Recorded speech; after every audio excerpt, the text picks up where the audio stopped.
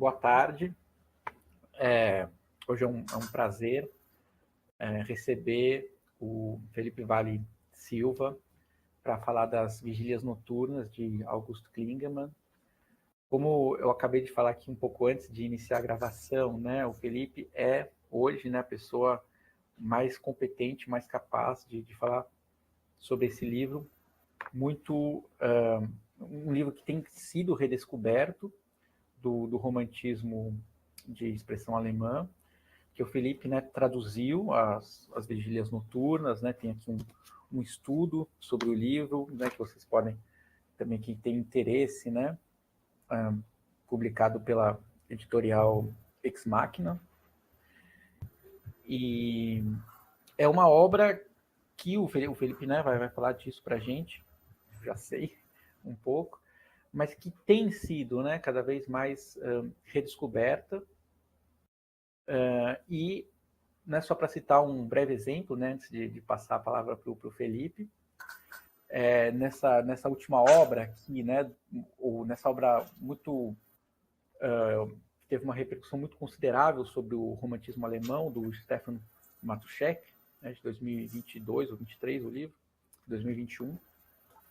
Esse livro subintitulado, né, uma história do romantismo, né, claro que o foco aqui é expressão alemã. Ele tem, né, uma parte sobre o August Klingemann, né, por exemplo. Isso é uma crítica, né, por exemplo, das mulheres do romantismo, ele quase não fala.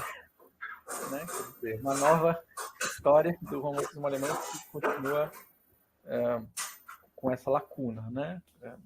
Muito criticável, mas uma parte interessante é que o August Klingemann é um objeto de atenção aqui. Então, eu vou passar, né, sem mais delongas, né, eu vou passar a palavra para o Felipe.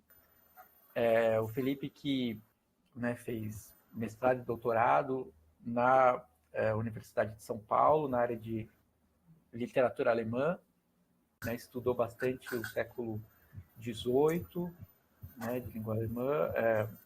O Goethe, né, foi um grande objeto de estudo, o Felipe é um grande especialista em Goethe.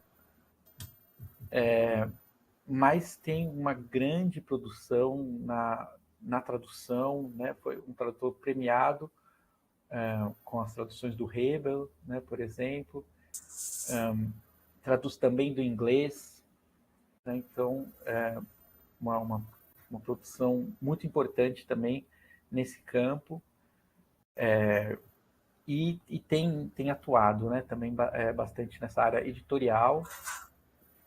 Então, com muito prazer, né, e estou aqui bastante animado para escutar também o que o Felipe tem para falar hoje para a gente. Obrigado, Felipe, pela presença. Você está com a palavra. Beleza, eu que agradeço, Danilo. Então, saudações, Danilo, Luísa, pessoal que está assistindo. Meu vizinho, como vocês devem ter ouvido, resolveu testar o som do carro dele hoje, então vai ter um barulho, tá? Não consigo evitar. Mas, enfim, a gente pode tocar e eu vou passar alguns slides para a gente falar desse livro, Vigílias Noturnas, que por muito tempo foi conhecido como Vigílias Noturnas de Bonaventura. Hoje a gente sabe que é de August Klingemann, né? Então, ele é um livro que ficou escondido, vamos dizer, no repertório alemão. E eu vou apresentar ele para vocês como muita gente na história, na Alemanha, né, os seus leitores históricos foram apresentados. Muita gente ouviu falar desse livro pela primeira vez por meio de um artigo que chamava Brochura do Diabo. E esse artigo ele foi publicado no Zeitung für die Elegante Welt, na edição de 26 de março de 1805, como um comentário passageiro sobre aquela primeira década de romantismo e como uma resenha, ao mesmo tempo, de Vigílias Noturnas, né? E o autor, tanto do livro quanto da resenha, seria o próprio Satanás, que recomenda essa obra para uma Alemanha onde, eu cito, o caminho para as belas letras ainda não foi de todo aberto. Então, estando esse caminho livre, ele acrescenta que, mesmo se tratando de um livro que foi escrito originalmente para demônios, é do seu agrado que ele circule entre os vigias, ele diz, e visitantes literários lá da Terra, sendo distribuído também em seu mercado livreiro. Fecha a citação aqui. Então é como se ele, o Senhor das Trevas, estivesse criando uma exceção e permitindo que os humanos tivessem acesso a esse seu novo lançamento, né? E o resenhista era o próprio Klingemann, como a gente descobriu 2 séculos depois, que é uma figura que eu gosto de apresentar como um outsider, né? Um forasteiro, vamos dizer, do primeiro romantismo alemão. Porque o Klingemann não circulava no meio social dos pioneiros do romantismo que a gente conhece, que são geralmente pessoas que habitavam a cidade de Jena ou de Weimar, né? Antes ele morava em Penech, que é um vilarejo saxão que hoje mesmo, 2024, conta com 8.600 habitantes só. Né? Dificilmente é um grande centro de circulação de cultura e do livro. Então, atentemos para a data em que essa resenha foi lançada, que é 1805. O romantismo era um termo que circulava como uma designação de um movimento há menos de uma década, e só no âmbito da Europa Central. Ainda não era um movimento internacional, como viria a se tornar, né? E os grandes romances românticos ainda não tinham sido escritos. Porque talvez as grandes novidades em matérias de ficção nessa época fosse, Heinrich von Ofterdingen, de 1800, do Novalis, ou Lucinda, de um ano antes, do Friedrich Schlegel, ou ainda As Perambulações de Franz Sternbald, que é um livro de 1798, do Ludwig Tieck. Vocês já leram algum desses livros? Quase ninguém os lê hoje, e eu arrisco dizer até que esses textos, esses 3 que eu falei, não sobreviveram ao teste do tempo. Eles são lidos por especialistas em germanística, né, mas dificilmente você pode considerar assim, uma obra que teve uma repercussão imensa, vamos dizer. Então eu vou tratá-los como experimentos fracassados, entre aspas, que não definiram uma tradição futura e não motivaram a escrita ficcional atual. Tampouco são adaptados para cinematografia, para seriados de TV e mídias que são nossas mídias contemporâneas, né? Daí agora você compara isso com Frankenstein, da Mary Shelley, que é um livro de 1818, que conta com pelo menos assim, 150 adaptações cinematográficas até hoje. Né? Isso é um grande romance romântico, que todo mundo reconhece como tal, mesmo que não tenha lido. Né? Você pensa também em Notre Dame de Paris, do Victor Hugo, 1831, também esse é um grande romance romântico. A Letra Escarlate, de 1850, do Nathaniel Hawthorne, e por aí vai. Essas, sim, são obras que constituíram o cânone de referências incontornáveis do romantismo, de uma forma que quase nenhum romance alemão o fez, por motivos que eu quero discutir com vocês hoje. Então, na altura de 1805, como sugere o diabo da nossa resenha, o romantismo alemão falava muito, mas fazia muito pouco. Então, ele já contava com contribuições teóricas mais para a filosofia da arte, né, que foram, de fato, de suma importância para o surgimento de uma modernidade mesmo em assuntos de literatura, mas ele não tinha transformado essa teoria em prática, vamos dizer, em obras literárias palpáveis que contagiassem um público.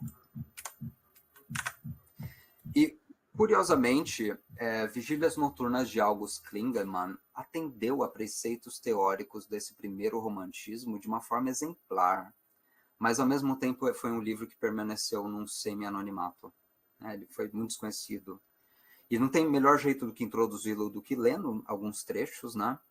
E eu começo com a primeira vigília, ele é dividido em 16, e eu peço que atentemos para o tipo de relação que esse narrador tem com seus próprios pensamentos. Isso é uma coisa muito única no Klingemann, né? Então eu vou ler a partir da edição brasileira, eu deixei a referência aí na tela, na página 16. Ele vai dizer o seguinte: soou o sino da madrugada, envolvi-me em meu disfarce de aventureiro, tomei minha lança e minha trompa, saindo da escuridão adentro. Em seguida, após me cingir com uma cruz contra os espíritos malignos, anunciei as horas. Era uma daquelas noites insólitas em que a luz e trevas revezam entre si de forma frenética e inusitada. No céu, as nuvens se deslocavam, impulsionadas pelo vento, como fantásticas imagens colossais. A lua aparecia e sumia em rápida alternação. Lá embaixo, nas ruas, imperava um silêncio de morte. Lá no alto, na atmosfera, a tempestade se aninhava tal qual um espírito invisível. Eu me sentia bem e me alegrava com o som dos meus passos solitários e ecoantes, pois via-me em meio à multidão de pessoas adormecidas, como príncipe de conto de fadas naquela cidade encantada, onde um poder maligno transformara todos os seres vivos em pedra. Sentia-me como o único sobrevivente após uma praga generalizada ou um dilúvio. Essa última comparação me fez estremecer. Fiquei feliz em avistar uma lamparina bruxuleante isolada que ainda queimava sobre a cidade numa mansarda solitária. Não pude me refrear de fazer o seguinte discurso. E ele continua. Com isso eu fecho a citação. E notem que as reflexões que vêm à mente desse narrador protagonista, elas vêm como se fosse um corpo estranho. Né? Em dado trecho, uma ideia lhe vem à mente, essa ideia mirabolante de que só ele sobreviveu na cidade e num passo de mágica todas as demais pessoas viraram pedra. Né? E quando essa ideia vem, ele estremece. Ele é como que se alguém acometido por ideias em um nível de espontaneidade, eu parafraseio aqui, não pode se refrear a fazer tal discurso. Então, a gente nota aqui claramente, existe um espontaneísmo do gênio romântico já aqui. É uma ideia bem conhecida por vocês que estudam letras, já que a questão do gênio virou um clichê inclusive desacreditado. Né? Porque a gente sabe bem, quando um artista se chama de gênio, ele está ativando um dispositivo mercadológico de já 200 anos de idade, né? É a criação da imagem do artista inspirado pelos deuses ou pela grande personalidade dele, que respira a sua arte e é capaz de escrever e compor melhor do que qualquer um. Isso é marketing, isso é misticismo vulgar. Só que, para fins de representação literária, eu gostaria de ressaltar que o gênio foi uma configuração de voz narrativa muito particular dessa época. O gênio levou também a uma forma de narrativa que a gente tem que entender para apreciar o romantismo, os romances do romantismo melhor, inclusive. Então, pensemos em formas de narrativa mais famosas, como as dos realistas e dos naturalistas, porque eles tinham narradores um tanto pretensiosos, que eram narradores que se punham à frente como mentes capazes de desvendar as engrenagens da história ou explicar as motivações mais íntimas das suas personagens, né? E o narrador realista é um observador privilegiado do mundo, que se posiciona para nós, leitores e leitoras, como quem se dirige a um pupilo. Ele é igual ao narrador de documentário de TV que a gente tem até hoje. E a gente tem teóricos da literatura contemporânea, como o Moritz Basler, que defende que a gente vive um retorno de um realismo documental como modo de narrativo predominante. Então eu estou dando isso como exemplo porque é fácil a gente reconhecer essa modalidade baseado no que a gente assiste em serviços de streaming ou que a gente lê de literatura contemporânea. Né? Só que já os românticos, eles tinham algo de muito diferente prévio a esse modo narrativo, que era o gênio. Ele produzia um narrador imaginativo, dado a longas reflexões sobre a matéria que ele apresentava, né? E ele era alguém para quem as reflexões que o roteiro provoca são até mais importantes do que o próprio roteiro. Ele funciona como uma espécie de guia por um mundo feito de literatura, vamos dizer. Então ele aponta para um caminho em que a leitura de um texto, um caminho de leitura de texto literário, né? E por extensão de leitura de mundo também, que pode e deve ser potencializada por nós, seus leitores.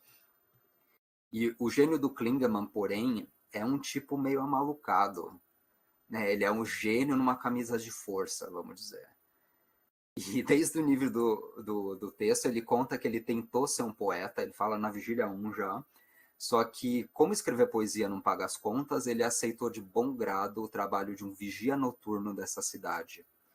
E pensem nessas cidades medievais construídas em torno de fortalezas. O vigia noturno é pago para perambular pelas vielas estreitas enquanto todo mundo está dormindo. E ele toca a sua trombeta a cada vigília para assegurar a essa população que tem alguém de pé zelando por sua segurança. E lembra muito guardas noturnos passando de moto e apitando nas nossas cidades, né? No fundo, é uma profissão bastante antiga, que assume tons bastante simbólicos e importantes dentro da fatura desse romance específico, tá? Porque o vigia é tanto aquele que te protege dos perigos que as trevas encerram, quanto é um observador privilegiado de uma cidade que nós, enquanto não estamos dormindo nas nossas camas, não conseguimos ver. E esse vigia do Klingerman específico, ele não para de falar, né? Ele é dado a reflexões sobre os segredos do comportamento humano, já que ele é o cara que consegue espreitar pela janela dos adúlteros, ele pode escutar os planos dos ladrões nos becos, e ele vai te contando todos esses segredos da cidade, vamos dizer. Ele pode, inclusive, ver que os padres estão fazendo de madrugada enquanto não tem ninguém vendo, né? E parte da irreverência dele em relação à religião vem disso também. Então, vigília e produção poética são atos interligados no Klingerman. Tanto o vigia quanto o poeta são os camaradas que permanecem acordados e declamam para ouvidos surdos, né, dentro desse imaginário do romantismo. Então, embora eles tenham revelações bombásticas a contar sobre a vida humana ou a vida da cidade, no caso do vigia, eles só podem ser escutados à distância, por pessoas que estão prestes a pegar no sono.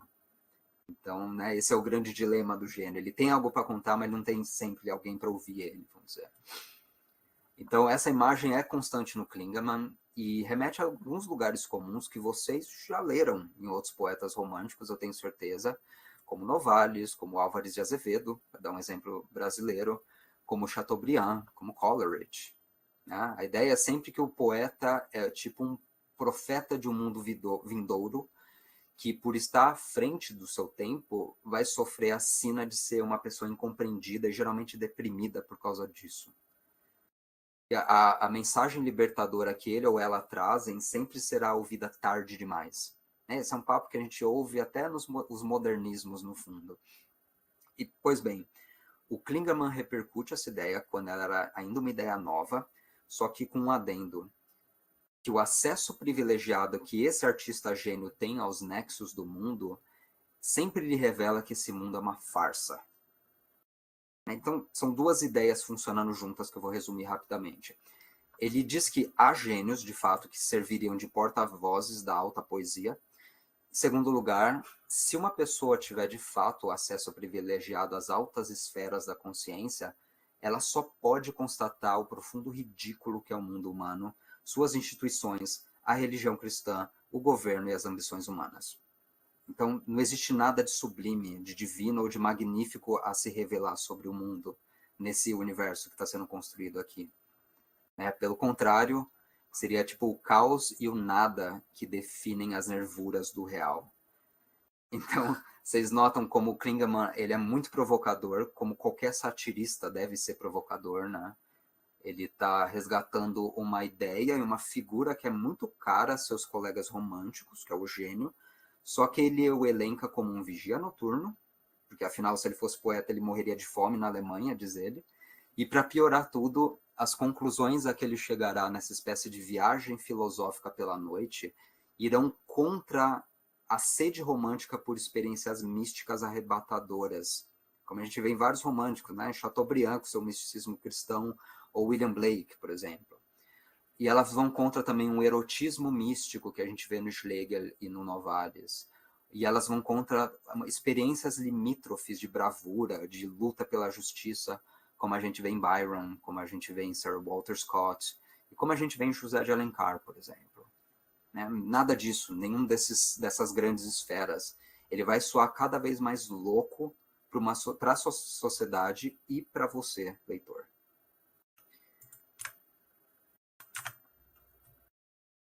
A gente já chega lá, mas eu queria dar alguns trechos que comprovam essa descrição que eu fiz do gênio vigia do Klingerman, né? E observem no que eu vou ler, como ele insiste em se retratar como um cômico, como um satirista espontâneo.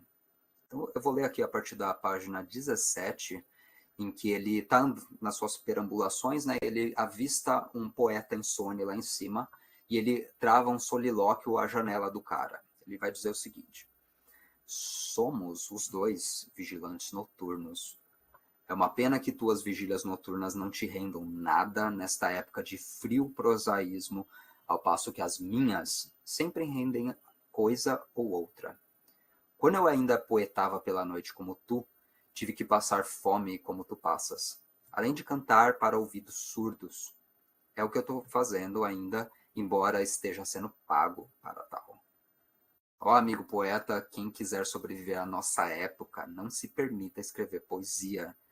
Mas se o trovar é para ti, algo inato e és capaz de te conter, torna-te um vigilante noturno como eu. Esse é o único posto sólido onde serás pago e não morrerás de fome. Boa noite, irmão poeta.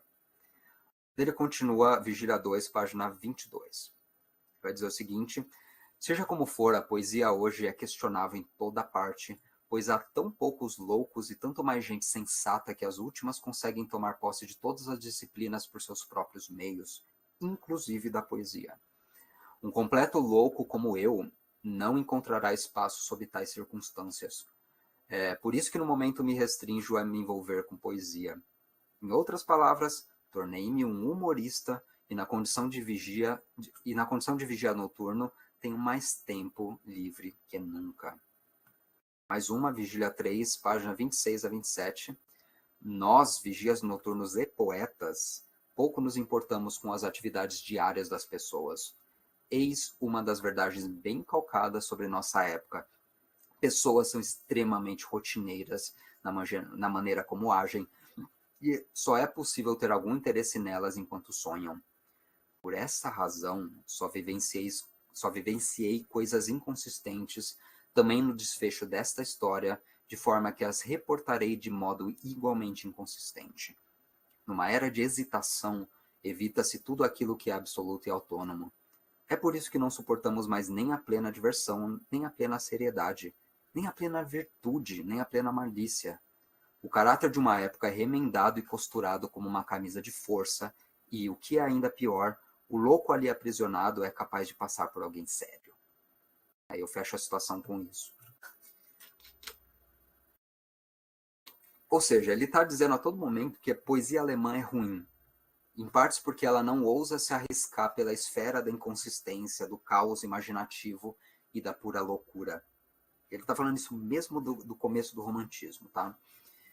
E é a isso que esse narrador vigia te convida a fazer, né? Como tantos narradores românticos o fazem, e eu adiantei no início da apresentação. Então você acompanha as suas reflexões e as usa como lentes através das quais pode contemplar um mundo distinto do seu, inesperado e muito original. E o que você vai fazer dessa experimentação daí para frente é problema seu, né? E ele fala da Alemanha, que trata-se de uma zona do mundo onde até hoje as pessoas, eu juro para vocês, param às 3 horas da manhã de bicicleta no sinal vermelho só para não quebrar as regras. Elas adoram seguir regras. É uma gente chata do caramba, que é aterrorizada por um regime de sobriedade forçosa, né, de sisudez, de ordem e tal. Só que é uma cultura que inesperadamente gerou alguma das mentes mais criativamente insanas do planeta, né? Sei lá, pensando de Fassbinder a Klaus Nomi, de Valeska Gert a Nina Hagen, de E.T.A. Hoffmann a Franz Kafka, né, para falar de um tcheco-alemão. E eu gostaria de incluir a esse hall de loucos o Klingemann, né, com essa sua proposta muito única de romance. E existem 3 episódios das vigílias que eu isolo para ilustrar as andanças desse narrador personagem, o tal Kreuzgang, esse é o nome dele. A vigília 1 sobre o ateu e os padres, tá? A vigília 4 sobre o suicida, onde a gente vê importantes revelações artísticas também, e a vigília 6, em que o Kreuzgang encena um juízo final na cidade e ele fica louco de vez, né? E daí em diante o romance vira de fato uma espiral de insanidade da qual ele não volta mais. Tá? Deixa eu só ver se eu estou no slide certo, só um instantinho. Estou no slide certo, isso aí. E eu estou insistindo num termo que é jornada, porque virtualmente todo romance romântico até então estava fadado a repetir essa tópica da viagem do autoconhecimento, que a gente conhece muito bem. O seu modelo veio de romance de formação de uma época anterior, né, que é os tal dos Bildungsromane. Vocês, como alunos do Danilo, devem ter ouvido falar disso bastante já. E nesse tipo de romance, descreve-se sempre um jovem, que é geralmente um homem, e um homem com mobilidade social suficiente, ou seja, com alguma grana.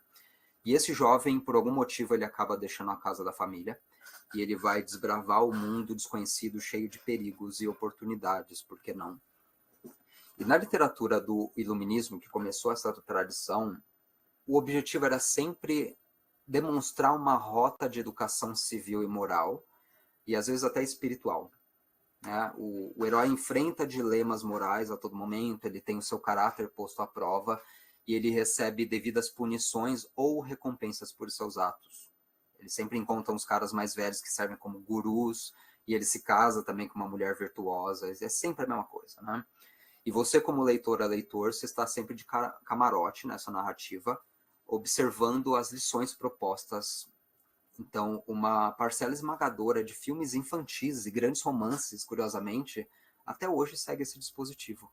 A literatura infanto-juvenil moderna começa com essa fórmula em vários países, inclusive. A gente pensa em Huckleberry Finn, do Mark Twain, né? Feito nesse modelo. O Emile und die Detektive, esse é o slide certo, que é considerado assim, o começo, né, da literatura infanto-juvenil moderna mesmo na Alemanha. É justamente isso, são duas crianças andando por uma Berlim perdidas no metrô, né, no bonde. E praticamente todos os romances da série Vagalume, que criou milhares de crianças leitoras aqui no Brasil, também segue esse modelo. Né? Então, eu não estou minimizando o poder dessa fórmula de romance, porque ela ainda funciona bem, mas o primeiro romantismo alemão, ele praticamente só tinha essa fórmula à disposição para os seus romances. Então, até 1803, que a gente considera a primeira fase dele, né, o romantismo de Iena, vários autores já tinham colocado ela a teste. Então, a gente pensa a Dorothea Veit, né, ela tem esse romance chamado Florentin. A gente pensa o Friedrich Schlegel, que tem Lucinda. A gente tem Tieck, tem Novalis e tem Clemens Brentano, que talvez lançou o mais importante dessa época, que é Gottfried. E a diferença é que a jornada do protagonista, para eles, para os românticos, ela é mais errática do que o modelo anterior. Em Schlegel, por exemplo, os anos de aprendizagem de um casal os levará a reflexões sobre amor livre. Né? Eles vão virar uma espécie de swingueiros, assim. Então, o romantismo foi um ultimátum, ao mesmo tempo, contra a tradição em todos os sentidos. Ele usou de fórmulas antigas para extrapolá-la e, às vezes, usá-las para fins de provocação social mesmo, né? Ou exposições de novas ideias, por que não? E esse é um movimento tão curioso porque ele teve que primeiro inventar as bases da sua literatura na teoria, principalmente quando a gente pensa a Alemanha e a Grã-Bretanha, né? Para que só depois que ele fez isso que pôde-se começar a escrever livros de impacto. Então, na Alemanha, o romantismo começa como uma revisão, na verdade, de toda a literatura anterior e uma tradução sistemática de um cânone mínimo do que é a literatura europeia, e depois ele foi expandindo para a literatura persa, né, chegando até hindu. Então a gente pensa uns caras tipo August Schlegel, o Ludwig Tieck e companhia, eles foram os primeiros que se deram ao trabalho de traduzir assim, grandes obras da literatura da Renascença, sobretudo. Eles traduziram ou encomendaram traduções assim, de Camões, de Ariosto, de Cervantes, de Shakespeare inteiro, foi várias vezes traduzido, né? De vários tragediógrafos da Grécia Antiga e de Roma. Então, boa parte desses textos que a gente acha que sempre estiveram ali traduzidos, não, eles começaram a ser traduzidos para línguas modernas aí só, dentro de um grande programa de revisão de tudo que tinha sido feito de literatura. Isso é uma coisa importante a gente ter em mente como profissionais de letras, né? Então, todos esses textos foram vertidos por um alemão moderno, né, falado naquela época, em uma só geração praticamente, que é a geração que vai de Wieland até Tieck, na passagem do século XVIII para o XIX. Então, aquela geração, ela pôde estudar e entender o que é a literatura como fenômeno universal primeiro. Antes de existir o curso de letras, esses caras estavam sentando e falando, ó, a gente vai entender as formas tradicionais que moldaram, né, a literatura universal e a mentalidade dos povos, por que não? Para que um dia nós mesmos vamos poder tomar as rédeas da cultura e criar uma nova tradição. Só que desta vez não vai ser uma tradição subserviente à mitologia do nosso povo, né? Pensando a greco-romana, ou a religião oficial, como foi na Renascença, que ainda é muito católica, né? Sua literatura. Falando, não, ela vai ser uma tradição de fato moderna. Ela vai ser ao mesmo tempo racional e emotiva. Vai ser diferente dessa rasgação de seda para o poder e para a religião, que é a literatura e cultura aristocrática daquela época, né? Da época dos pais deles. Não, o que a gente vai fazer é criar a cultura condizente com a vida de gente como a gente, afeita às ânsias modernas. E eu arrisco dizer que nós nunca saímos desse momento da cultura que está surgindo aqui. Porque o romantismo inventou um mundo de referenciais negociáveis que ainda é o nosso. Cada geração tem sua obrigação de refazer essa tarefa, né? E daí que vem a famosa fórmula que a arte, a partir do romantismo, mas não antes dele, ela é autônoma. Vamos gravar isso em mente. A arte é autônoma aqui, de uma forma que não foi anteriormente. E o que significa dizer que arte é autônoma? Não significa, com certeza, dizer que a sua arte tem que ser escrita à toa, né? Muito pelo contrário, você, como escritor romântico, se assume uma responsabilidade extra. Você tem em mãos criar uma tarefa de criar uma arte que engendra o seu próprio efeito, que reinventa as possibilidades de experiência estética, né?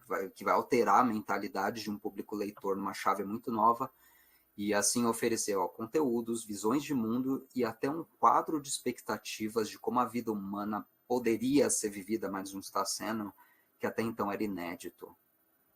E é por isso que só aí surge fenômenos tipo gênio, e também fenômenos, se você pensar no nível temático, como o horror e o gótico modernos. Porque você não precisa mais tirar suas criaturas sobrenaturais da mitologia ou do folclore compartilhado. Você pode criar um monstro, como a Mary Shelley, uma menina de 18 anos, fez em 1818, quando ela criou o monstro de Frankenstein. E você vai investir esse monstro de sentimentos e reflexões modernas. Então, ele é uma criatura defeituosa criada como um experimento científico, que, condenada a viver uma vida de danação, chega até o criador dele para pedir satisfação, né? Porque diabo você me criou, o que eu faço agora? Então, ele é um animal filosófico, né? Muito diferente do que quando a gente pensa monstros antigos, por exemplo, os cíclopes estúpidos da literatura grega arcaica, ou o dragão mudo da tradição germânica. Esse é o romantismo a partir de 1800. O artista romântico, ele está descobrindo como criar uma mitologia da modernidade, que ela vai ser sempre uma mitologia em constante movimento e não mais algo preso à organicidade da cultura dos nossos antepassados, vamos dizer. Então, quando a gente fala de romances de aventuras, portanto, também essa tradição foi contagiada por esse espírito de renovação cultural. Porque o romance de aventuras do romantismo, ele continua sendo um relato de experiências de um protagonista fora de casa, né? Só que aqui o protagonista ele vai se lançar ao mundo para confrontar os seus preconceitos herdados e a sua própria mundividência para, no final das contas, explodi-los, extrapolá-los. Você nunca pode imaginar qual que vai ser o fim de um livro romântico bem escrito. E daqui vem um duplo exercício, que é você como leitor, você contempla um mundo sendo desvendado na sua frente e você conhece as personagens conforme você está lendo. Então, vamos ver o caso do Klingerman, já que a gente tem que ler romances românticos assim, vamos ver a que caminho que o Klingerman e seu narrador nos leva. Acho que eu estou com o tempo meio curto, eu vou adiantar um pouco, tá? Mas pensando assim, a Vigília número 1, coloquei aí na tela. Meu slide está todo errado, gente, mas enfim. Vigília número 1, ela traz artimanhas de 3 padres que querem dar provas da existência de Deus para um ateu local. E eles descobrem que esse ateu está morrendo, ele está no leito de morte, então eles falam, vamos lá, a gente vai fazer nosso papel de padres, né? E o vigia só está vendo eles de longe, espreitando, e ele vê que eles estão pondo máscaras de demônios e testando vozinha de demônio, voz grossa, assim, para assustar esse pobre homem, e mediante o pavor levá-lo à sua confissão e à entrega da sua alma ao divino. E isso é claro, isso só perturba o pobre homem que quer morrer em paz do lado da esposa e dos filhos, né? E aqui o vigia lhe constata como os padres estão perdendo uma noite de sono por motivos puramente narcísicos. Não por piedade à alma desse moribundo, mas para acabarem eles mesmos com a última palavra. A de que Deus existe e o caminho que eles escolheram trilhar para suas próprias vidas é o caminho certo, né? Mesmo que eles saibam de que tudo aquilo é uma farsa, eles estão inventando demônios, né, para convencer o cara. Então, vendo que o ateu estava morrendo rodeado de mulher que o ama antes de tudo e de 2 filhos que o amam, eles acabam vendo como uma ofensa frente à escolha que eles tomaram para a própria vida. E aquilo parece sugerir que todos os votos que eles tiveram que fazer, né, uma vida de prazeres da qual eles abriram mão, foram todos em vão. Então, vocês veem, é uma cena simples, só que num nível simbólico propõe a etiologia dos demônios dentro do imaginário cristão, por exemplo. Não teria também a Igreja Católica investido tempo e energia para criar uma pseudociência totalmente furada, que é chamada demonologia na Idade Média, só para aterrorizar pessoas e angariar fiéis? Então, o Klingerman está sempre trabalhando nesse nível de generalidades. Ele vai escolher um episódio banal, envolvendo 3 padres numa cidadezinha perdida na Alemanha, sempre para retratar algo maior. É uma questão de ordem cósmica e cultural, né, de grande importância, que diz respeito a nós também. Então, leitores da Anatomia da Crítica do Northrop Frye se depararão aqui com a dimensão simbólica anagógica em Klingerman. Né? Então, como Dante, Milton e o Goethe no Fausto estão usando a literatura para lidar com questões últimas da metafísica do cosmos, isso o Frye chama de anagógico, né? O Klingerman também está fazendo isso a partir de um microcosmo da cidade alemã perdida, valendo-se das visões de um voyeur e reduzindo a importância dessa dimensão ao nada. Esse é o grande movimento dele, né? Então, na mente desse voyeur vigia, quando a gente pensa a Vigília 1, a moral da história ela vai ser expressa sempre num tom judicativo. Ele vai dizer algo assim, ó, eu vou resumir o que ele fala. Hoje eu recolhi provas suficientes que indicam que a função de padres é criar demônios de madrugada para assustar a gente no leito de morte. Então, o efeito de humor no Klingerman se cria daí, nesse salto interpretativo meio amalucado, embora, parando para pensar, o que ele está falando é muito absurdo. Né? Para que servem padres, afinal? Isso é o que o leitor está sendo tentado a responder. Vocês podem acreditar, né, e gostar da função dos padres, mas ele está te provocando com essas questões. É isso que eu estou falando, né? E ele te força a usar seu senso crítico também, uma vez que esse espaço para irreverência se abre. Então, cada vigília funciona assim, daí para frente. Ela sempre vai ser uma historieta para a qual você espera uma reflexão grande sobre uma coisa maior, né? E sempre vai ser uma jornada de conhecimento também dessa mente pouco convencional. Vou pular para a Vigília 4, né, em que entra a questão do gótico, que vai interessar vários de vocês que estudam literatura em inglês, né? E a questão do niilismo, que foi a contribuição central do Klingerman para a filosofia alemã. Então eu começo com uma citação da página 3-4. O Kreutzgang diz o seguinte: entre os lugares favoritos para me postar em minhas vigílias está o pórtico da antiga catedral gótica. Cá estou eu sentado à luz bruxuleante da indelével lamparina e muitas vezes apresento-me como um espírito da noite. O lugar é propício à contemplação.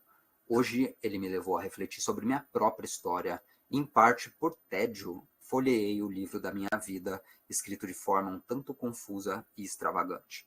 Isso eu fecho a citação. E a palavra-chave, é claro, é gótico. Então, o gótico originalmente é uma tradição britânica, né, escocesa e inglesa. Eu tenho certeza que esse grupo de estudo já discutiu, né, alguma coisa sobre Walpole, sobre os Graveyard Poets, como Robert Blair, porque eles foram caras que lá no comecinho ainda do século XVIII, por volta de 1730, já estavam produzindo narrativas que se constroem sobre as ruínas de mosteiros nos ermos da Europa, ou castelos que reproduzem a decadência da aristocracia num ambiente já moderno e, de certa forma, fazem ecoar uma glória antiga e ultrapassada, né? Então, o efeito do gótico é sempre essa reverberação de um triunfo da igreja medieval ou da aristocracia europeia, uma vez que elas se tornaram corruptas, decadentes ou desacreditadas, ou tudo isso junto. Então, os monumentos erigidos à sua grandiosidade, nessas grandes instituições medievais, eles ficam. Eles são até hoje, né, viraram museus na Europa, que você pode ir, pagar alguns euros e visitar. Eles ficam, mas eles se tornam enegrecidos, empoeirados e assolados por ninhos de insetos dentro de um romance gótico. Eles se tornam assombrados, de certa forma. Então, a fantasmagoria aqui, ela é mais um efeito literário dessa estranha impressão de que há algo errado nesses prédios que já viram tanta coisa acontecer, inclusive tanta barbaridade. Né? E o nosso amigo Kreuzgang, por fim, conforme ele vai perdendo a sua reverência a tudo que é sagrado nesse mundo, isso é parte da viagem de conhecimento dele, ele também começa a desenvolver um gosto pelo gótico. E ele começa a Vigília 4 sentado no pórtico da catedral local, e com tédio ele retira alguns papéis que ele tinha na casa dele, que contam sobre a sua vida e seus antepassados. Né? E notem o motivo da jornada de conhecimento aqui, porque ele é um assalariado, então ele não pode sair por aí numa viagem de autoconhecimento, tipo uma personagem de Goethe. Então ele vai começar essa viagem em papéis sobre a sua vida.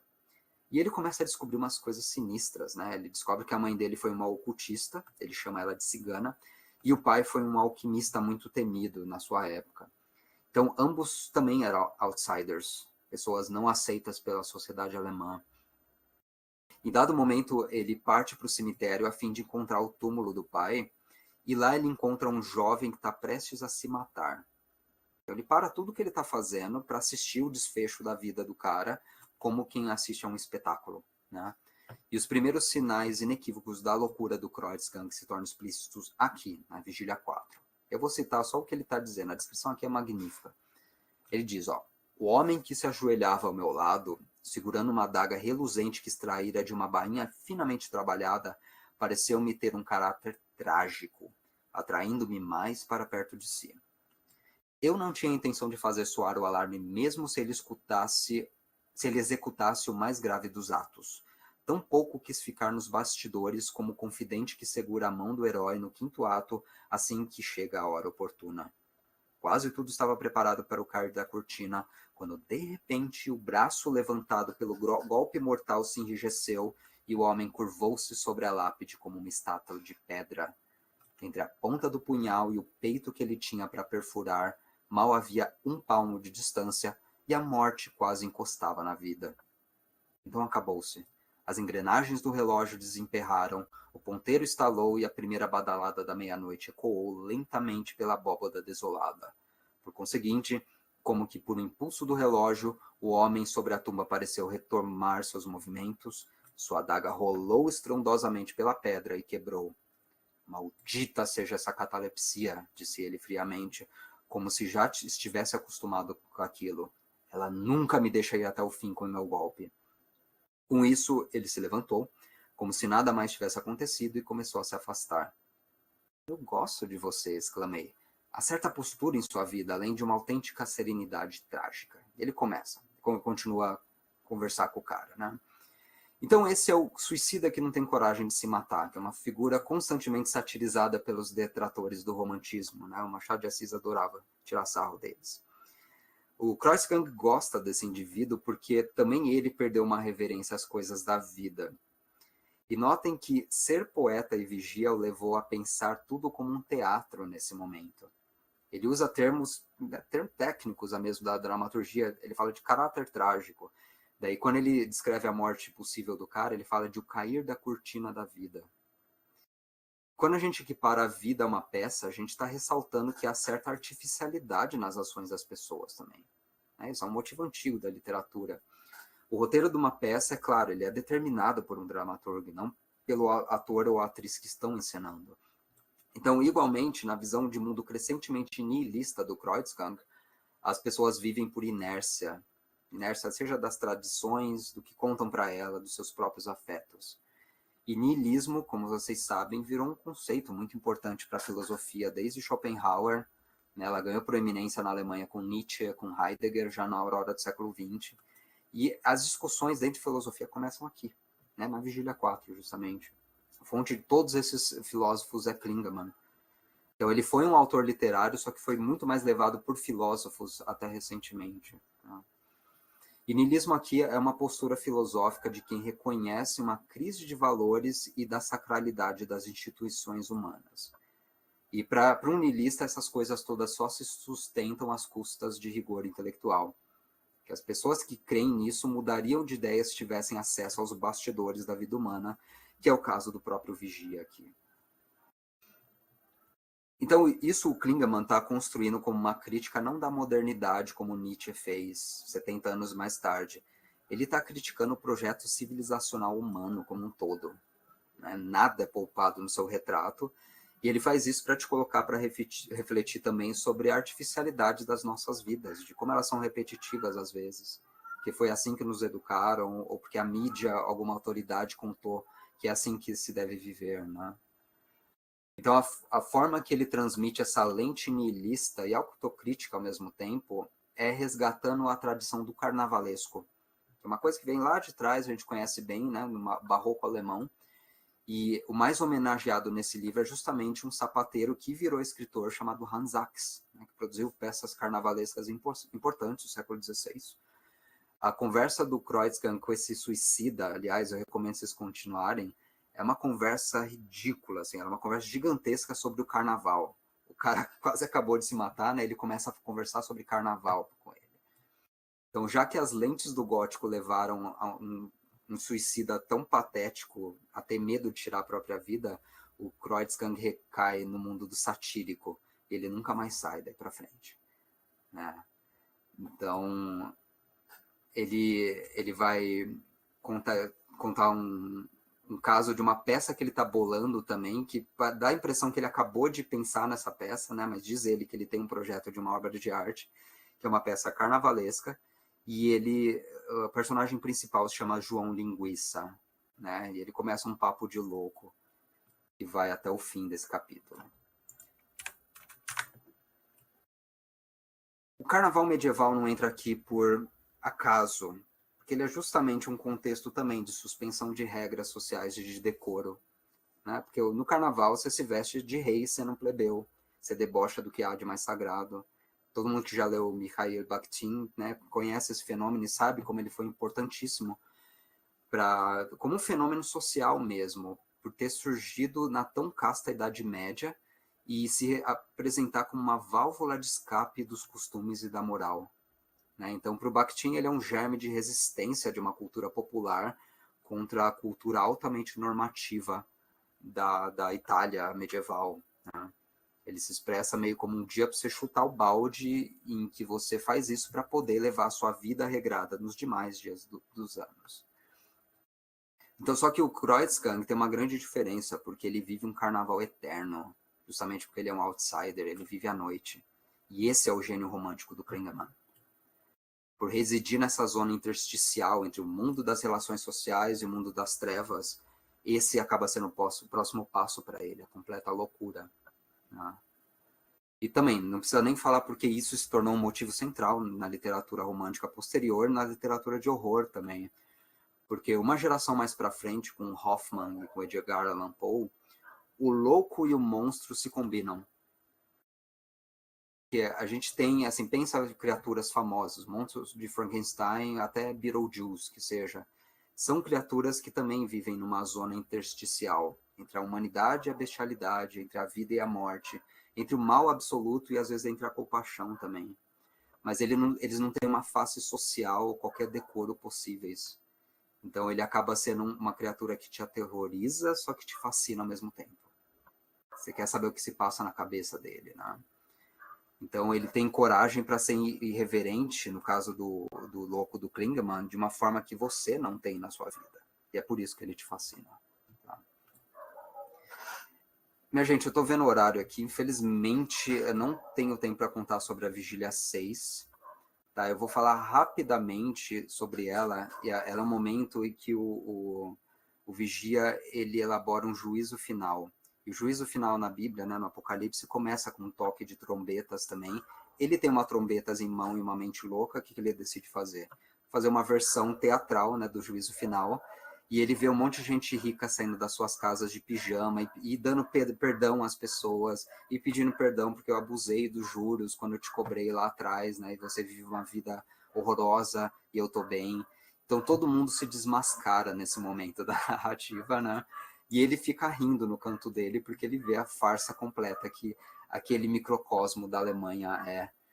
E uma vez que vem que não tá rolando o juízo final, vem também a origem desse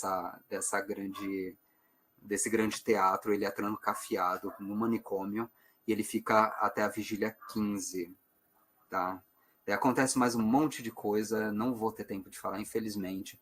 Só que ele só consegue sair do manicômio porque ele encena com os doidos do lugar uma revolução francesa lá dentro.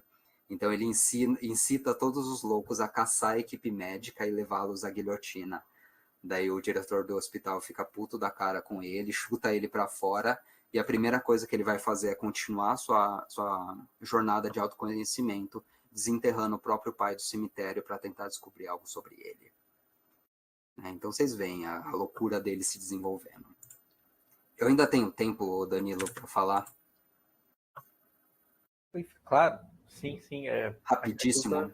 Não, foram alguns parâmetros só, né, que eu dei para você, mas não, a gente aqui também não está, não tem nada tão regrado assim. Também é um pouco mais livre aqui esse espaço. Legal. Eu queria falar um pouco sobre a recepção desse texto, né? Porque, assim, o E.T.A. Hoffmann, o escritor berlinense que começou a escrever 20 anos depois do Klingemann, ele era fascinado justamente por esse uso da insanidade como uma tônica da narrativa, como uma nova faceta do gênio, né? E não por acaso, leitores de Hoffmann sabem disso, ele usava o termo vigílias em vez de capítulos em várias novelas, né? A Panela de Ouro, né, talvez seja a mais famosa, e ele até repetiu o nome de uma personagem do Klingemann, numa das novelas dos Irmãos Serapião, que é o Dr. Olearius. Isso está mencionado na Nona Vigília. Então é assim que Vigílias Noturnas, mesmo sendo conhecida como Vigílias Noturnas de Bonaventura até 1987, ela virou um livro para artistas e filósofos, principalmente. Eu estava conversando com o Danilo no começo e a gente não sabe de fato o que fez o Klingemann optar por um pseudônimo durante toda a sua vida, escrevendo uma obra-prima como essa, né? A gente nunca vai saber, né? Mas eu acho que o tom irreverente é uma coisa que forçou ele. Ele era um jurista inicialmente, mas ele virou um diretor de teatro, inclusive foi a primeira pessoa a colocar Fausto de Goethe nos palcos na Alemanha, né? Mas ele nunca foi um cara realmente famoso. Eu acho que ficou tarde demais, né, para ele lançar esse livro como o dele e enfrentar as consequências. Então, pensando a história de publicação, essa é uma história que interessa mais a filólogos. Teve gente que escreveu artigos e mais artigos sobre cada atribuição de autoria que foi feita esse livro, porque por muito tempo tentou se atribuir, imaginar, sei lá, esse livro é de Schelling. Não, esse livro não é de Schelling, esse livro é de tal cara, esse livro é de tal. Né? Um passava para o outro. Mas eu acho que é uma conversa pouco interessante para a gente ter aqui. Nesse volume que o Danilo mostrou, isso está bem detalhadozinho, né? Tem várias referências para vocês irem atrás, caso tenham interesse nisso. Mas eu vou me ater principalmente a dois fatos ligados a esse livro, no que diz respeito à história, a presença dele nas histórias das ideias. E com isso eu vou dar e desfechar minha fala, tá? Em primeiro lugar, esse livro foi uma das primeiras manifestações convincentes do que seria um romance romântico. E falar de romance em 1804 é falar de uma tecnologia que era ainda muito nova, né? Ainda numa fase de definição, como eu mencionei, ainda muito presa àquele modo do Bildungsroman, né? Do romance de formação, de aventura e tal. E o Klingemann conseguiu fazer algo que Novalis e Friedrich Schlegel não deram conta, no fundo, que é escrever um romance que não matasse seu público de tédio, verdade seja dita, né? E expressar uma grande novidade que foi a teoria romântica da arte, ao mesmo tempo que ele estava escrevendo uma obra de arte. Então, os próprios românticos, contemporâneos dos românticos de Jena, reconheceram a dificuldade de se ler os seus textos, isso que é curioso. Então, a gente tem o Lucinda, do Friedrich Schlegel, de 1799, ele foi descrito por um prefaciador da seguinte forma, eu vou citar aqui: de um ponto de vista estético, uma monstruosidade onde encontramos becos sem saída de estados de espírito e reflexões em vez de uma narrativa épica mais ampla e habitual, discussão filosófica e caracterizações psicológicas em vez de uma realidade palpável, saltos e destruição em vez de uma trama em constante progresso. Fecho a citação. Notem, dificilmente isso é um elogio, né?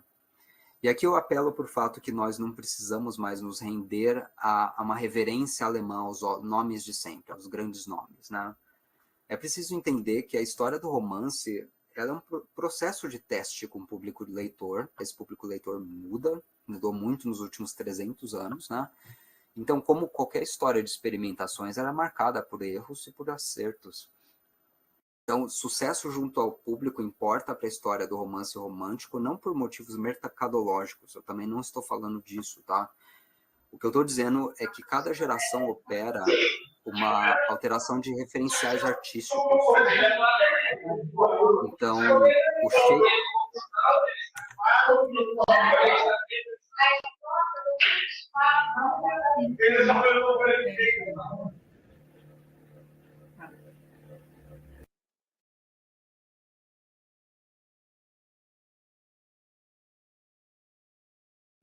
Felipe, agora você está no mudo, Felipe.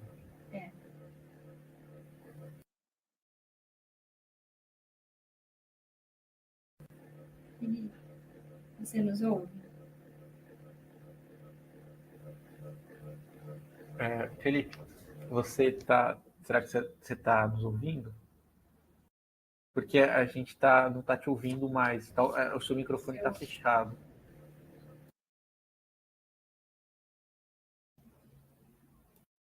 Oi, agora sim. Eu tinha dado uma mensagem de erro aqui.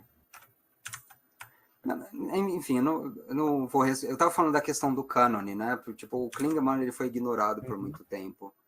E eu acho que a gente pode repensar o cânone de cada época, o que é relevante para cada época. Eu dei o exemplo de Shakespeare. Shakespeare, em 1770, era considerado um subproduto da dramaturgia britânica, até que pessoas como Christoph Martin Wieland, Goethe depois, resgataram ele, né, e ele virou a grande figura que é, ele voltou a ser reconsiderado e lido com a devida atenção, né? Então, pensando assim, uma conversa que a gente pode ter também é a questão do cânone, o que surge de novo, né? Como isso pode ser incorporado ou não ao grande cânone, as grandes histórias da literatura alemã. Eu acho que a próxima geração tem uma incumbência muito séria de escrever novas histórias da literatura alemã que considere figuras como Klingemann, por exemplo, e vários outros anônimos e anônimas, né, que existem e que não são devidamente lidos. Então, é isso, minha gente. Obrigado pela atenção. Deu 1 hora quase certinho, né? Então, deu o que eu estava pensando. Valeu. Obrigado, Felipe. Obrigado pela exposição. É muito interessante, muitos temas aqui para a gente tratar, descobrir, discutir.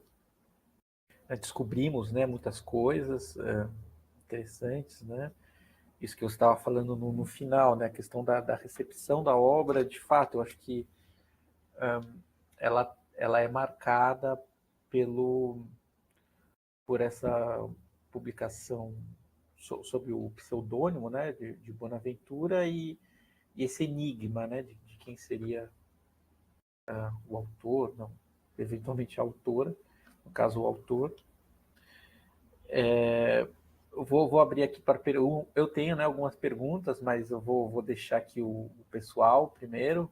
Se alguém tiver uma pergunta, pode abrir o microfone, pode escrever alguma coisa no chat também. Tem o chat aqui, eu vou abrir já, inclusive. Fiquem à vontade. Tá? Enquanto vem a primeira pergunta, eu não vou fazer depois minha pergunta, mas já só colocando ali um tempero na discussão, né? Já colocando alguma coisa depois para a discussão.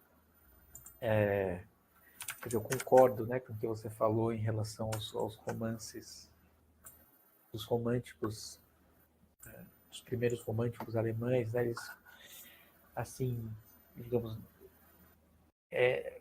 em relação a uma inserção na cultura, né, numa cultura mais ampla, em meios culturais mais diversos, em mídias, né, diversas mídias culturais, não dá para comparar, né, nenhum desses romances românticos alemães da primeira fase com, né, Frankenstein, Corcunda de Notre Dame, né, com outros com romances ligados, né, ao romantismo na tradição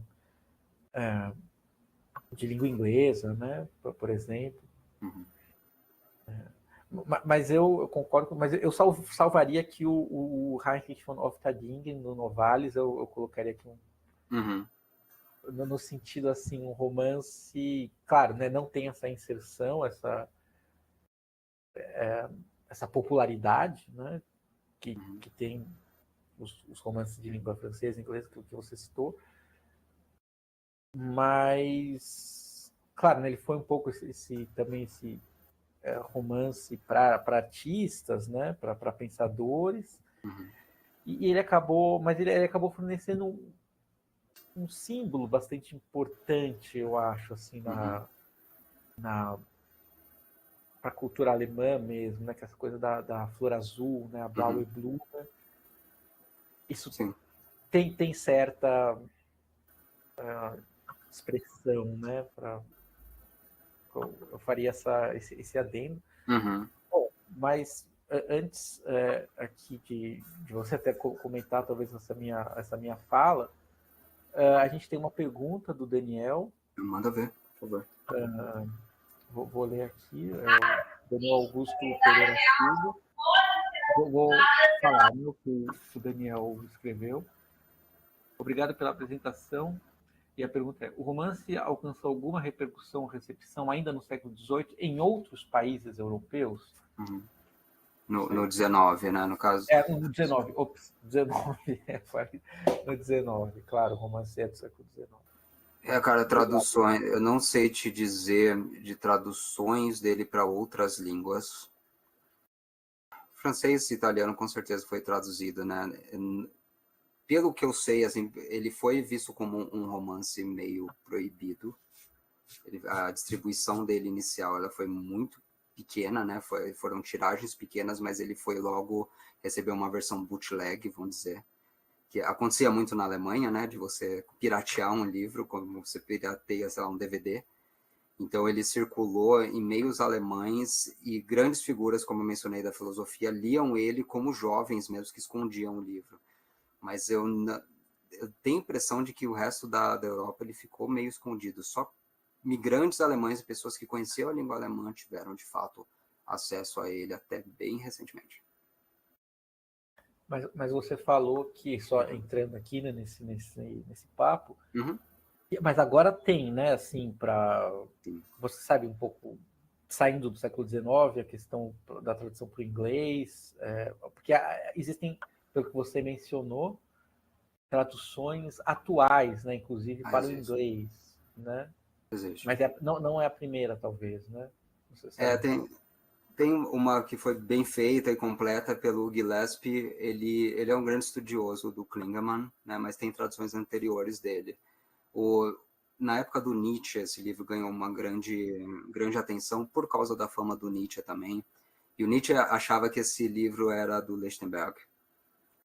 Lichtenberg, o físico e grande satirista da Alemanha, né? Ele era uma figura que era muito caricata, ele era corcunda, né? Ele era um homem que tinha problemas de desenvolvimento ósseo, assim, de coisa de infância, e ele era um cara sem reverência nenhuma na Alemanha, ele era tipo velho desbocado, vamos dizer, e ele escrevia esses aforismos ao estilo que o Nietzsche pegou para si, né? E quando o Nietzsche leu Jovem, ele falou, isso tem que ser Lichtenberg, só ele poderia estar escrevendo isso.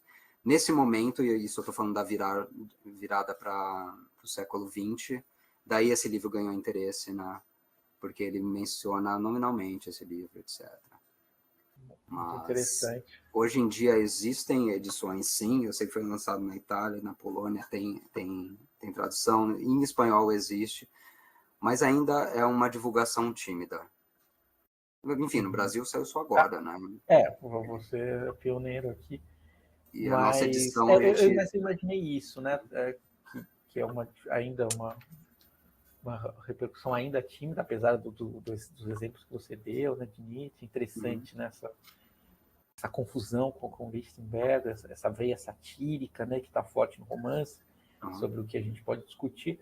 Mas acho que a pergunta do Roberto, que chegou aqui, ela tem um pouco a ver já com o que você estava falando, Felipe, da questão da recepção do livro. Bom, o Daniel agradeceu pela sua resposta, o Felipe está contente, satisfeito com a resposta, e o Roberto perguntou, o Roberto queria saber, o Roberto Fernandes, como foi descoberta a autoria da obra. E se o fato da autoria ter sido escondida foi por alguma motivação estilística ou pessoal do autor. Cara, e as outras obras dele tiveram autoria apresentada? Tiveram, só esse foi sob o pseudônimo Bonaventura. As outras foram assinadas e ele escreveu peça de teatro só. Ele foi menos interessante do que deveria ser essa descoberta. Acharam um recibo de pagamento da editora dele com o nome dele. Foi isso só. Demorou muito tempo, estava escondido numa biblioteca, né, de uma cidade bombardeada nas guerras mundiais. Então foi realmente um achado.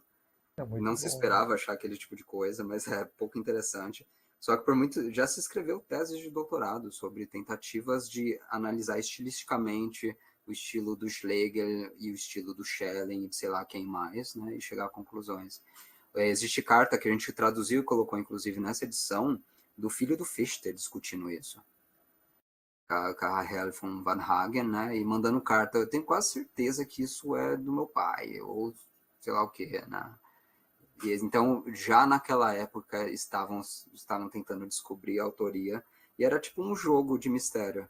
Não era incomum que artistas se escrevessem em pseudônimo, até os grandes, Goethe e Schiller, escreveram versos satíricos em pseudônimo para evitar problemas legais, inclusive. Só depois, né, que eles morreram que foi revelado. Então, era um jogo dentro desse milieu literário até comum, só que esse mistério nunca foi desvendado até que todas as pessoas estivessem mortas. Foi isso.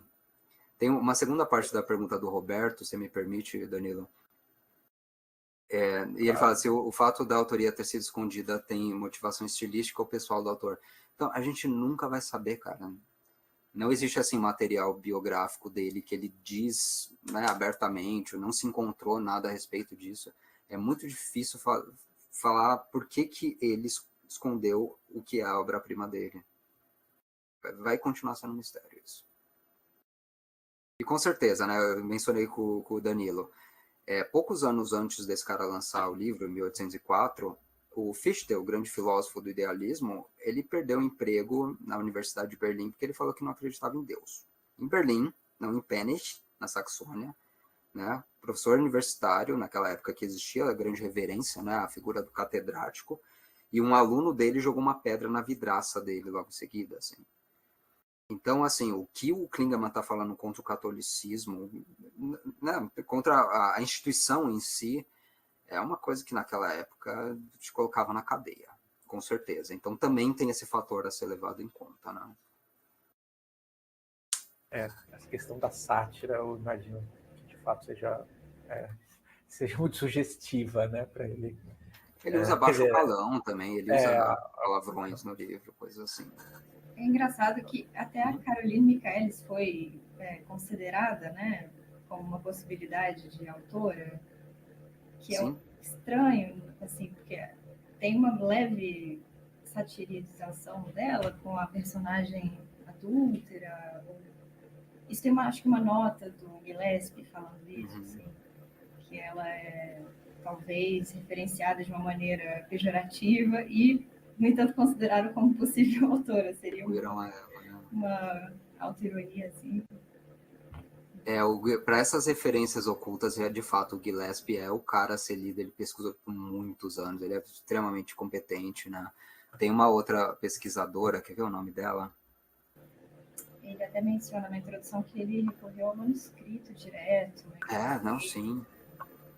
Bem, as notas que ele coloca são bem interessantes também. Ele é fantástico. Essa Linde Katritsky, esse texto dela eu recomendo fortemente. Eu posso mandar o PDF desse material para vocês. Inclusive, aqui tem o link para o livro, né, da editora Ex Machina.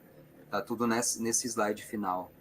Mas, assim, esse livro da Bianca Tyson é um ótimo livro sobre a teoria inicial do romantismo, né, sobre esses textos complicadíssimos do Schlegel. Ela resume muito bem e coloca o Klingemann nesse contexto.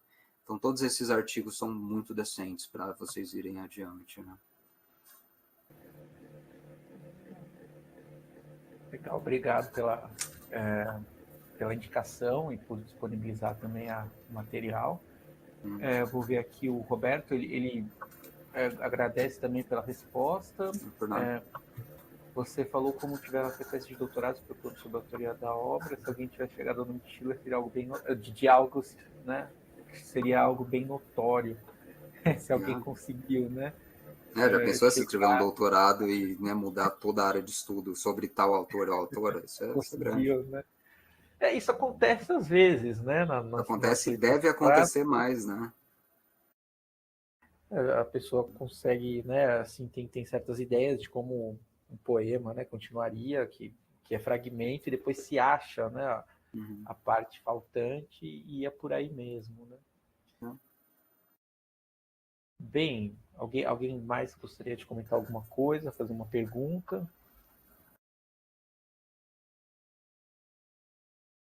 Eu vou continuar. Eu fiz o meu comentário, né? Você não pode também querer responder. Não sei se tem algum Vamos lá. também alguma réplica ao que eu falei. Mas sobre o Novalis, você diz, né? Eu pensei, também, com certeza. Né, só, né? Eu tô também foi só uma reflexão, um apontamento, mas eu teria, assim, gostaria também então de aproveitar para perguntar, assim, notar, né, uma coisa que me chamou muita atenção na obra, e você aqui ressaltou de maneira muito, muito interessante, gostei muito desses seus apontamentos, de que no próprio romance, vamos chamar aqui, né, no próprio livro, nós temos expressamente indicados esses dois aspectos que até depois na teoria literária vão ser muito considerados no romance. Eu estou falando do gótico, né? Você citou, né, essa Vigília 4 e o carnavalesco, né, que também é mencionado aqui, o carnaval, né? E aqui você citou também o Bakhtin, né? O Bakhtin tem toda essa linha, né, de análise do romance a partir dessa tradição carnavalesca medieval e antes, né, de uma tradição satírica até assim antes, né, do mundo medieval, né, esse diálogo dos mortos, né, do Luciano de Samosata, os romances gregos, né, assim hoje chamados, né, que o Bakhtin explora, né, um pouco também. Eu não sei se a minha pergunta iria um pouco nessa linha, se você também encontrou algum material, alguma coisa assim acerca se o Klingemann, bom, claro, né, a gente nem sabia, né, da autoria, mas se o próprio livro, talvez, isso não consegui perceber, né, quando eu li, mas se tem estudado algum modelo, né, para o Klingemann nessa linha, né, do carnavalesco. Da onde que vem isso para ele, se você sabe como que isso chega para ele, né, esse interesse, né, pelo próprio carnavalesco. Não parece uma coisa muito saxã, né? Se ele fosse, sim. Se ele fosse de outras regiões da Alemanha, né, a gente poderia até pensar, mas iria por aí um pouco na minha pergunta, não sei se você... Não, boa. Deixa eu esqueci de falar do Novalis, deixa eu só pontuar uma coisa que eu acho que tem importância para a gente pensar. O que é repercutir como um livro? Existem duas formas de repercussão. Você mencionou Heinrich von Ofterdingen cria uma imagem poderosa, que é a da flor azul, que virou um grande símbolo misterioso do romantismo e representante do mistério por trás de sua teoria. Isso tem influência na Alemanha. E tem, assim, em termos de texto mesmo, de estilo, a primeira parte de Heinrich von Ofterdingen, de fato, é essa história de amor. A segunda parte chama A Natureza. É uma viagem insana pelo mundo do pensamento que não gerou repercussão posterior. Essa é a questão. Ele não fecha o romance dele, né? É um romance, como quase todos os romances românticos, fragmentário, que funciona como uma esfinge. E então, essa repercussão que não foi dada daí para frente. Quem foi influenciado pelo romantismo posteriormente não pegou isso dos alemães. Essa é a questão, sabe? Pegou Hoffmann, aí sim. Aí Hoffmann foi extremamente importante, é um grande leitor de Klingemann, né? E a tradição, e outras tradições também, do horror, isso saiu e por aí vai. Mas o primeiro romantismo, nesse nível assim de influência estilística, influência estrutural mesmo, eu acho que não. Foram algumas ideias jogadas que eles deixaram que tiveram repercussão em Coleridge, e de Coleridge vazaram para outro canto. Acho que é mais isso, né? Questão do carnavalesco, acho que não precisa nem tão longe. Você mencionou os romances gregos, né? Tipo a Etiópica, considerado o primeiro do Heliodoro. Isso só existia em grego na época que o Klingemann está escrevendo, né? Não tinha sido traduzido, não tinha sido nem relançado. Existia edições da Renascença só.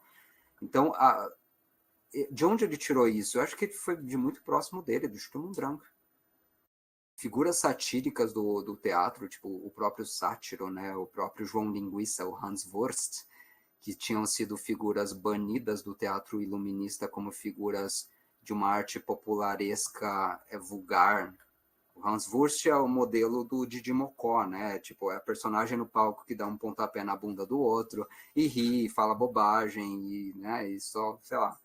Ele é vulgar também, né? Ele tem a sua sexualidade exacerbada, ele tem deboche por tudo. Na época do iluminismo, de fato, ele foi banido, era proibido colocar essa figura, e não é à toa que a personagem principal do texto que o nosso amigo Kreutzgang está escrevendo, que chama O Homem, é tipo uma versão da Teodiceia dele, explicando a origem e a queda do homem. A personagem que prefacia é o João Linguiça, o Hans Wurst. Então, ele com certeza leu isso em Goethe, né? Leu isso nos artistas do Sturm und Drang. Então, o carnavalesco, você tem que pensar menos a Itália, eu acho, no caso dele, e a sua tradição carnavalesca, que depois foi estudada detidamente por etnógrafos, né, como o próprio Bartin, e mais, assim, a forma como os alemães entenderam o carnavalesco como um espírito de deboche antiluminista também, e anti-instituições sacras, né? Pensando no caso do Goethe e do Klingemann. Então, como ele foi alguém que adaptou Goethe para os palcos, vale a pena ver as peças dele. Ele tem várias peças históricas, mas também peças que são sátiras. Isso está disponível assim na internet, vocês acham de graça no Gutenberg. Bom, estamos chegando aqui um pouco no nosso horário, né, que a gente estipula, né, até as 4h30, mas ainda há tempo, né, se alguém quiser fazer alguma pergunta, um comentário.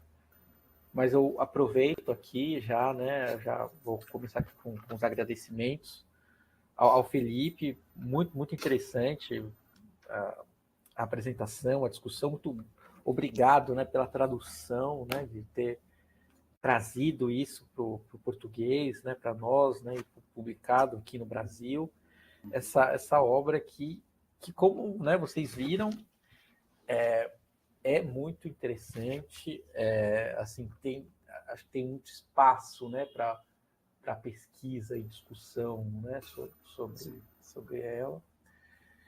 E realmente, né, e tem toda, né, como a gente viu, né, que congrega essas duas linhas muito interessantes, né, do gótico e do carnavalesco, né, e você falou um pouco dessa recepção que até pelo que eu entendi, se liga muito a aspectos, digamos, mais do terror, também do satírico, mas tem tudo isso do carnavalesco, né? Tem também no romance toda essa linha carnavalesca no sentido da subversão da ordem, né? Você citou na apresentação essas cenas, esses momentos de subelevação, né?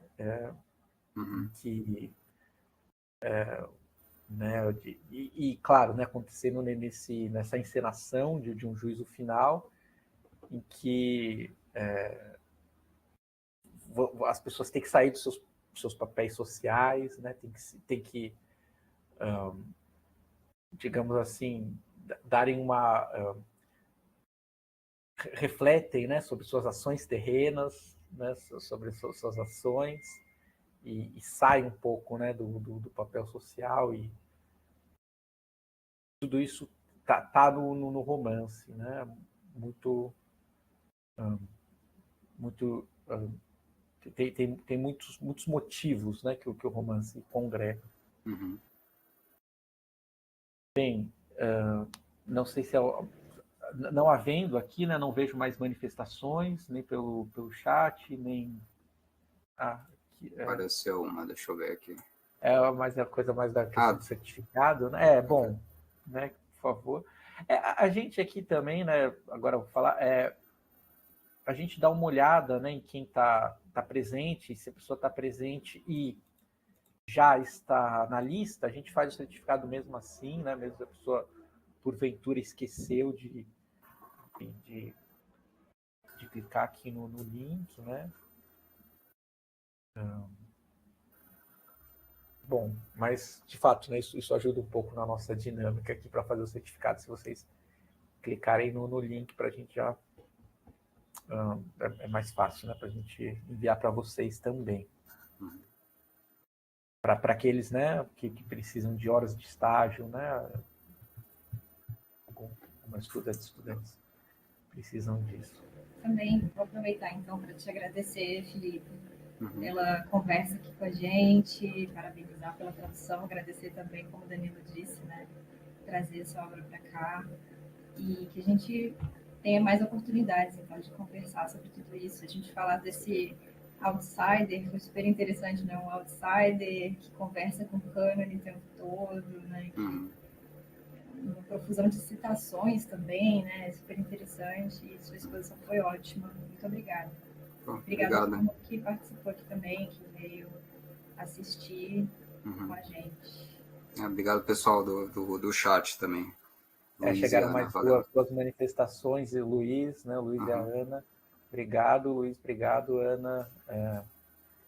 Palavras bastante elogiosas em relação à apresentação, ao livro. O livro muito, muito interessante, de fato. E estamos aí para conversar mais. Eu acho que estudar anonimato é um grande passo para as letras estrangeiras hoje, as letras alemãs, principalmente literatura feminina, a gente estava falando, né? Boa parte dessa literatura é escrita sob pseudônimo. E está sendo ainda descoberto. Vocês, como pesquisadores de 2024, vocês vão descobrir coisa que ninguém descobriu na Alemanha. Exatamente, né? A gente tem que... Vários estudantes, né? Vários estudantes são temas, né? E mesmo as vigílias noturnas, né? Que está sendo conhecida, né? Mais agora, em vários níveis, né? Bom, muito obrigado. Então, eu vou parar aqui a gravação, tá?